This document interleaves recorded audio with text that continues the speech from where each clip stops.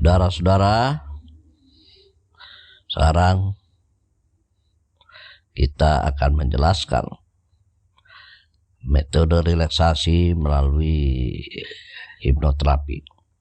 Apakah dan bagaimana prosesnya dan pandangan menurut Islam. Di sini kami akan kupas sedikit, setidaknya memberikan gambaran.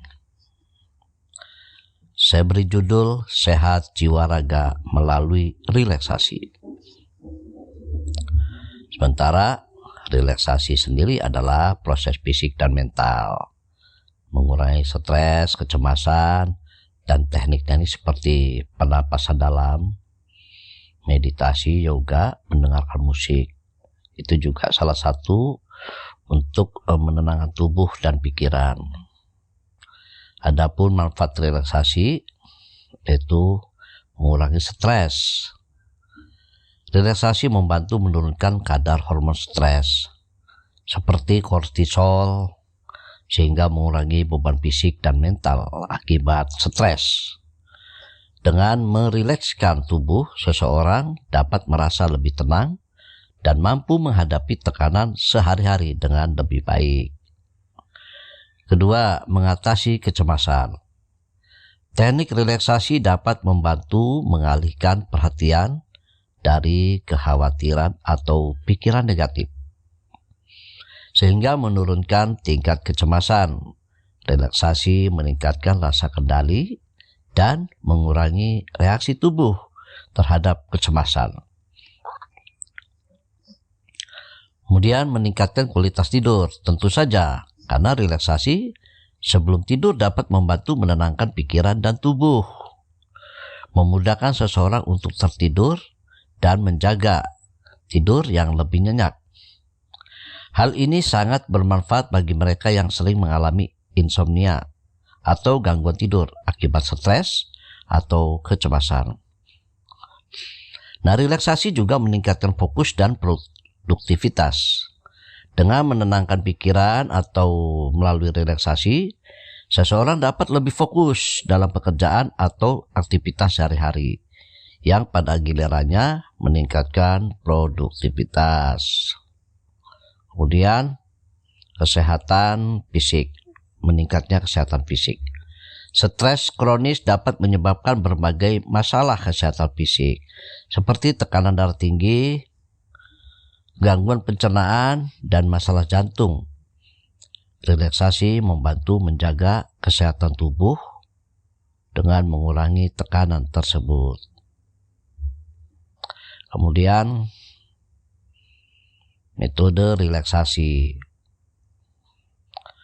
Metode relaksasi ini sebagaimana kita sampaikan sebelumnya, memiliki dasar ilmiah yang kuat dalam dunia kedokteran, dan ini dikaitkan dengan dunia kedokteran yang telah terbukti bermanfaat secara klinis.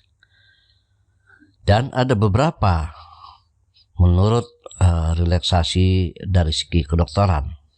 1. Respon relaksasi dan sistem saraf otonom. Relaksasi bekerja dengan mengaktifkan sistem saraf parasimpatis yang bertanggung jawab untuk menenangkan tubuh setelah periode stres atau aktivitas yang memicu sistem saraf simpatik atau respon fight or flight. Ketika tubuh berada dalam keadaan relaksasi, denyut jantung menurun, tekanan darah stabil, dan pernapasan menjadi lebih lambat dan dalam. Ini berlawanan dengan efek stres yang meningkatkan aktivitas sistem saraf simpatik dan dapat menyebabkan ketegangan fisik secara kecemasan. Ya.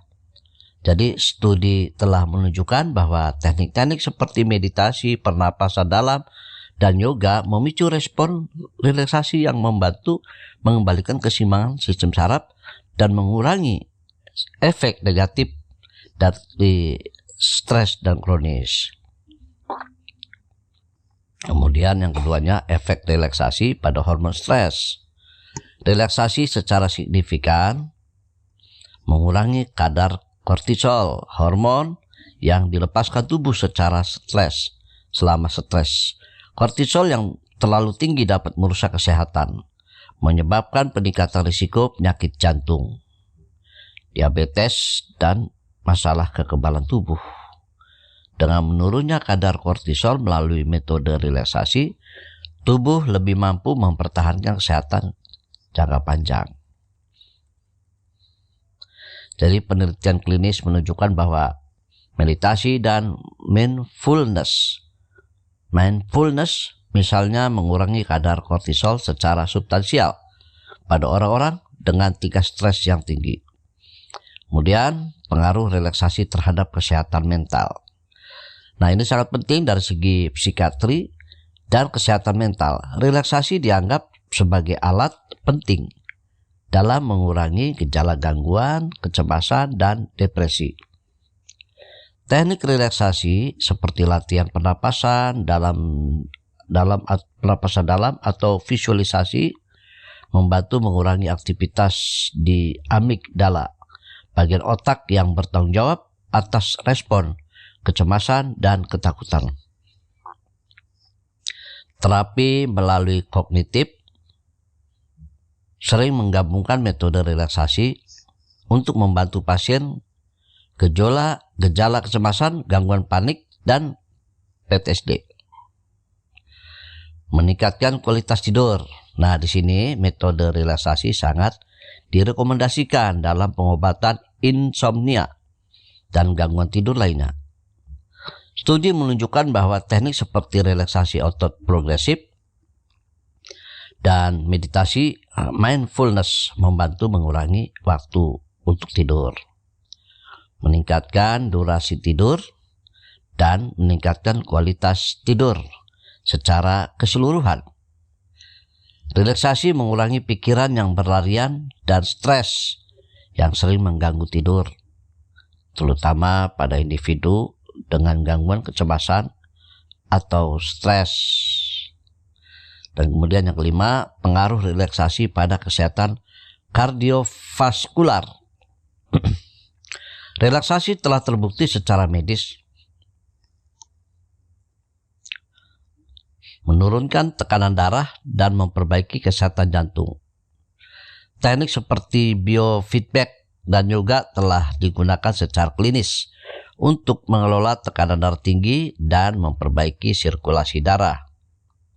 Stres kronis sering menyebabkan peningkatan tekanan darah yang merupakan faktor risiko utama penyakit jantung. Relaksasi membantu menjaga sistem kardiovaskular dalam kondisi yang lebih sehat dan menurunkan risiko penyakit jantung. Nah, kemudian pengurangan nyeri kronis ya. Relaksasi juga terutama melalui teknik meditasi dan mindfulness juga memiliki dasar kedokteran dalam pengelolaan nyeri kronis. Teknik ini membantu mengurangi persepsi nyeri dengan mengubah cara otak memproses sinyal nyeri. Pasien dengan kondisi seperti fibromyalgia, artritis, atau sakit punggung kronis sering merasakan perbaikan setelah menjalani program relaksasi. Ya. Sehingga itulah yang bisa kami sampaikan terkait dengan relaksasi. Ya, kesimpulannya metode relaksasi ini landasan kuat dalam kedokteran melalui dampaknya terhadap sistem saraf otonom, mengurangi hormon stres, peningkatan kesehatan mental, dan peningkatan kualitas tidur. Relaksasi membantu tubuh mengatasi dampak stres kronis, meningkatkan fungsi kardiovaskular, dan bahkan mengurangi persepsi nyeri. Studi klinis telah berulang kali menunjukkan manfaat nyata dari teknik-teknik ini, menjadikannya bagian penting dari pendekatan medis komplementer dalam perawatan kesehatan. Ya, kemudian kita akan masuk kepada sesi di mana bahwa dalam diri kita, sedikit kita akan singgung terkait dengan gelombang otak pada manusia. Kenapa ini kita perlu sampaikan dan tampilkan? Karena relaksasi ini, apa yang kita sampaikan metode ini, apalagi nanti pada sesi hipnoterapi, ini terkait dengan gelombang otak. Tentu sedikitnya kita harus pahami gelombang otak. Seperti ini. Ya, dalam diri manusia itu ada gelombang otak namanya gamma. Ini yang tertinggi. Gelombang otak yang tercepat dengan tingkat frekuensi mencapai 30 sampai 100 Hz. Ya, seperti Anda lihat di sini, mendominasi saat berada konsentrasi penuh. Gelombang ini terkait dengan pemrosesan memori, bahasa, pembentukan ide, dan pembelajaran. Bahkan aktivitas gamma yang tinggi sering dikaitkan dengan IQ yang tinggi, kasih sayang, memori luar biasa, dan kebahagiaan. Jadi kalau orang yang lagi emosi tinggi itu ya ini gamma. Baik itu senang sama orang, marah, emosional. Sebaliknya rendahnya tingkat aktivitas gamma sering terkait dengan kesulitan belajar. Jadi tingkat fokus yang tinggi ini. Nah, sekarang kita lihat beta, jenis gelombang otak 12 sampai 38 Hz. Gelombang ini mendominasi saat Anda dalam kesadaran penuh, ya. Nah, kalau tadi kan dari 30 ke 100 Hz. Nah, ketika sedang memecahkan masalah, mengambil keputusan, gelombang ini sering hadir pada siang hari dan sebagian besar aktivitas saat Anda bekerja. Kalau dalam beta mengakibatkan ketegangan dan sulit bersantai karena lagi sibuk. Jika muncul terus-menerus pada malam hari, kondisi ini bisa membuat Anda sulit tidur. Jadi seperti insomnia dan migrain. Nah, kemudian alfa, gelombang alfa 18 sampai 12. Tetapi tidak melakukan aktivitas apapun. Nah, gelombang alfa cenderung tinggi. Ya.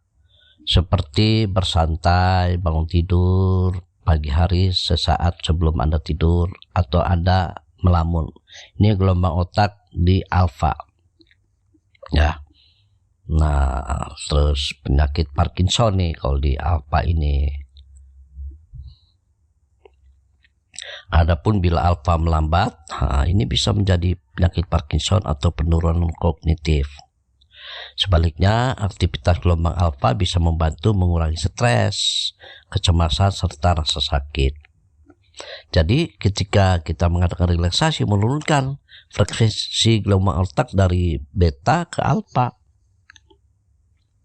Nah, gelombang otak theta, kecepatan 4-8, ya, seperti Anda lihat. Dari sinilah dianggap berguna untuk hipnoterapi. Saat-saat orang pengobatan segala macam di sini nih, makanya fungsi dari relaksasi untuk menurunkan gelombang otak. Nah, terus adapun gelombang theta di bagian hipnoterapi berkaitan dengan penyimpanan memori atau kemampuan daya ingat. Otak kanan, otak kiri, serta bagian otak lainnya. Ya, oke, kita lanjut ke delta. Delta adalah posisi tidur yang dalam antara gelombang otak 1 sampai 4 Hz. Nah, tahapan tidur nyenyak tanpa mimpi, blak tidur, ya kan. Nah, selain tidur ada juga yang mimpi mengigau, itu udah suka-suka lah, itu namanya orang karena mengalami menghasilkan pola delta dominan saat tersadar sehingga masih sulit melakukan tugas yang belum tersadar tinggi. Itu jadi orang-orang yang rada kena saraf gitu ya cedera otak, ya itu dia di posisi delta dia menghayal, itu tidak meningkat posisi otaknya, gelombang otaknya, ya. Jadi pada intinya merangsang otak dengan terapi gelombang otak. Nah, ini masuk baru sini nih penjelasannya. Ketika keseimbangan pada pola aktivitas distrik otak memang terkait dengan gejala atau kondisi medis tertentu. Namun untungnya ada terapi yang diyakini membantu memperbaiki kondisi tersebut yang disebut dengan terapi gelombang otak. Nah, ini dengan nama lain binaural beat therapy. Ini dapat membantu menciptakan frekuensi tertentu. Nah, inilah yang kami buat ini sekarang ini nih. Ya, dengan musik, dengan arahan. Jenis terapi tersebut diyakini bisa membantu mengurangi stres dan kecemasan, sakit kepala dan migrain, insomnia, masalah pada konsentrasi belajar hingga mempertajam daya ingat. Ya.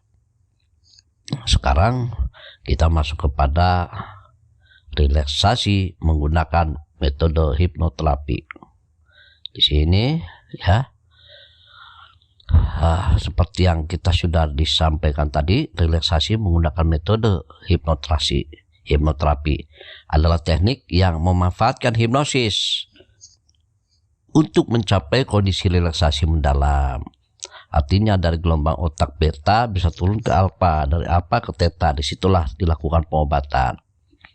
Ya. Nah, ini mirip dengan meditasi mendalam.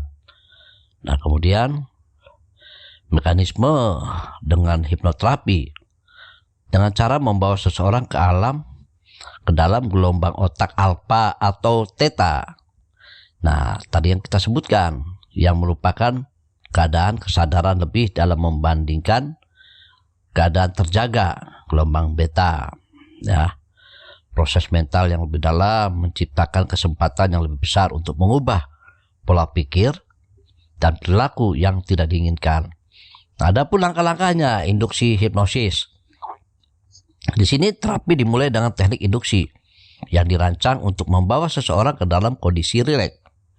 Biasanya ini melibatkan instruksi, seorang master hipnotis untuk memfokuskan perhatian pada pernapasan atau suara tertentu sambil mengendurkan otot-otot secara progresif dari kepala hingga kaki. Tujuannya adalah untuk mengurangi ketegangan fisik dan menciptakan perasaan tenang. Kemudian pencapaian kondisi trans hipnosis.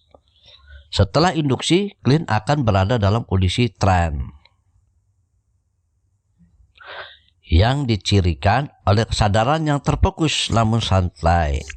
Pada saat ini, pikiran bawah sadar menjadi lebih terbuka terhadap saran yang diberikan oleh terapis. 3. Pemberian sugesti positif. Nah, ketika sudah masuk frekuensi di gelombang otak beta, alfa, theta, di theta, selama hipnosis, terapis akan memberikan sugesti yang dirancang untuk membantu mengatasi stres, kecemasan, atau masalah tidur. Contohnya, seseorang yang sering merasa cemas dapat diberikan sugesti bahwa mereka akan merasa lebih tenang dan mampu mengatasi situasi yang memicu kecemasan dengan lebih baik. Sugesti ini bisa berupa afirmasi positif atau visualisasi yang membantu menciptakan ketenangan. Kemudian penguatan relaksasi mendalam. Hipnoterapis dapat membantu pasien melalui visualisasi yang menenangkan, seperti berada di tempat yang damai, pantai, hutan, atau tempat favorit, untuk membantu memperdalam kondisi relaksasi. Teknik ini efektif untuk meredakan ketegangan dan memunculkan perasaan damai. Kemudian nomor 5, pengakhiran sesi dan kembali ke kesadaran normal. Setelah sugesti diberikan dan kondisi relaksasi mendalam tercapai, terapis akan secara bertahap membawa pasien kembali ke kondisi kesadaran normal dengan instruksi untuk lebih segar, berenergi, dan rileks. Pasien biasanya merasa lebih tenang dan damai setelah sesi ini.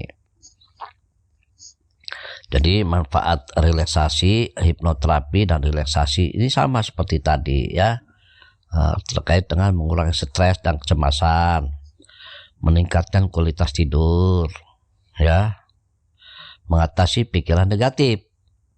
Jadi hipnoterapi dapat membantu menggantikan pola pikir negatif yang sering menyebabkan kecemasan dan stres dengan pola pikir yang lebih positif. Selama hipnosis, pikiran bawah sadar menjadi lebih terbuka terhadap sugesti untuk menanamkan pemikiran yang konstruktif dan damai. Maksudnya begini, jadi ketika kita ini kecemasan segala macam, rasa cemas itu disebabkan oleh apa? Nah, kita ganti dengan sesuatu yang menyenangkan sehingga rasa cemas itu hilang. Sesuatu yang negatif diganti dengan hal yang positif kita masukkan. Nah, di sini kan yang lebih konstruktif dan damai. Jadi menancap di sini. Nah, gitu. Meningkatkan kesejahteraan emosional. Karena hipnoterapi membantu mengakses pikiran bawah sadar. Ini memungkinkan individu untuk mengatasi masalah emosional. Mungkin penyebab stres dan kecemasan. Nah, jadi kesimpulannya hipnoterapi merupakan metode relaksasi yang efektif dengan menggunakan hipnosis, ya, dengan memanfaatkan kekuatan pikiran bawah sadar. Metode ini membantu mengurangi stres, kecemasan, meningkatkan kualitas tidur, dan juga menanamkan sugesti yang negatif menjadi positif dan alam bawah sadar dalam posisi terbuka. Dan kita bisa memberikan pengaruh-pengaruh yang positif, gitu ya. Nah, kemudian kita coba juga relaksasi ini dari sudut pandangan Islam.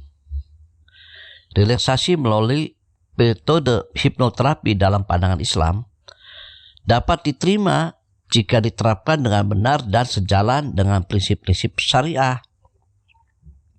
Islam mengajarkan pentingnya menjaga kesehatan fisik dan mental, serta menghindari segala bentuk stres atau kecemasan yang dapat membahayakan kesejahteraan seorang muslim. Berikut penjelasan mengenai hipnoterapi ya. 1. Kesesuaian dengan prinsip Islam. Islam mengakui pentingnya menjaga keseimbangan antara fisik, mental, dan spiritual. Hipnoterapi jika digunakan untuk tujuan yang positif seperti mengurangi stres, mengatasi kecemasan, atau meningkatkan kualitas tidur. Sejalan dengan ajaran Islam tentang menjaga kesehatan dan kesejahteraan. Namun, metode ini harus dilakukan dengan niat yang benar dan tidak melibatkan unsur-unsur yang bertentangan dengan syariah, seperti penggunaan kekuatan supranatural, sihir, atau tahayul. Dalam hal ini, hipnoterapi yang fokus pada relaksasi dan sugesti positif untuk membantu individu menenangkan pikiran dalam dan dapat dianggap halal selama tidak ada unsur syirik atau praktik-praktik yang menyimpang dari akidah. Kemudian 2. Hipnoterapi juga sebagai sarana penyembuhan. Islam memandang bahwa segala bentuk penyembuhan dan perawatan kesehatan diperbolehkan selama tidak melibatkan hal-hal yang diharamkan. Hipnoterapi yang berfungsi sebagai metode terapi untuk membantu individu mengatasi masalah seperti stres, kecemasan, dan insomnia, termasuk dalam upaya penyembuhan yang diperbolehkan. Hal ini didukung oleh sabda Nabi Muhammad SAW seperti berikut. Tiadalah Allah menurunkan penyakit kecuali Dia juga menurunkan penawarnya. Hadits Bukhari. Jika hipnoterapi dilakukan sebagai bentuk pengobatan atau terapi relaksasi tanpa melanggar ajaran agama, maka hal tersebut diperbolehkan. 3. Penggunaan sugestif positif dalam hipnoterapi.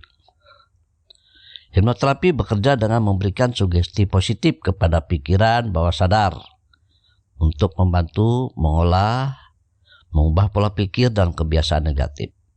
Dalam Islam, konsep niat dan doa sangat penting, di mana seseorang diarahkan untuk memusatkan pikirannya kepada Allah dan berdoa untuk segala hal yang baik.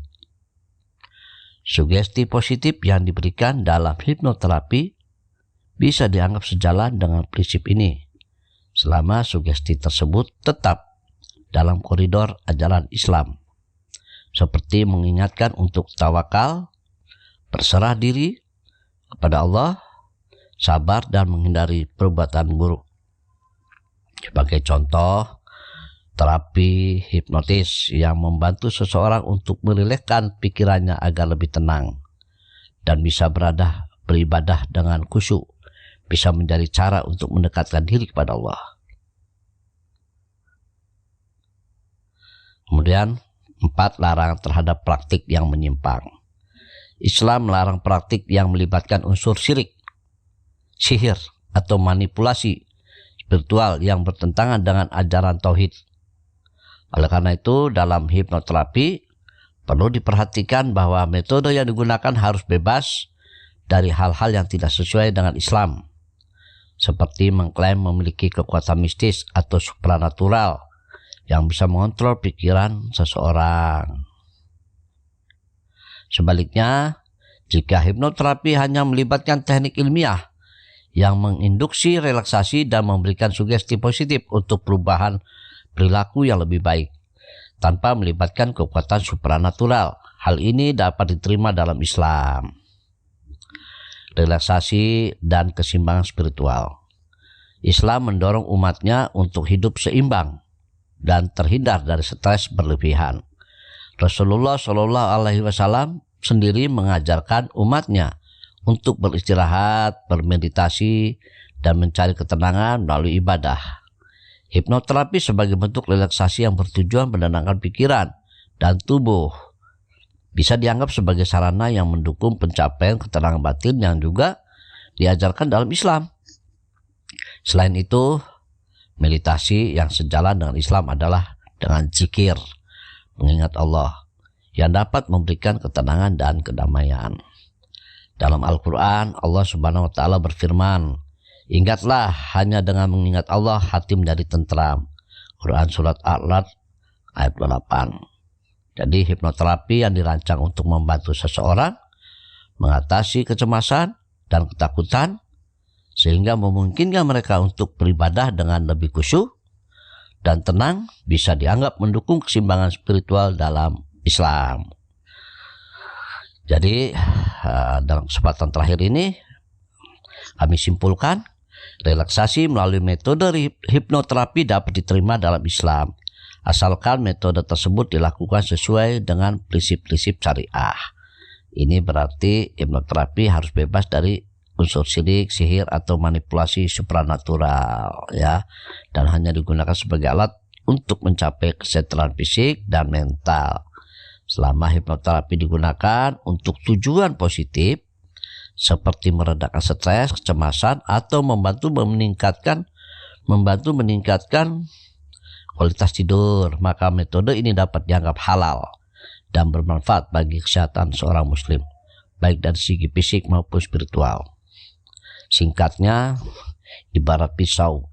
Pisau ini sangat digunakan untuk membantu ketika di dapur ibu-ibu memotong bawang, mengiris bawang, memotong cabai, memotong ini, memotong itu, mengupas buah, segala macam pisau ini. Manfaatnya luar biasa.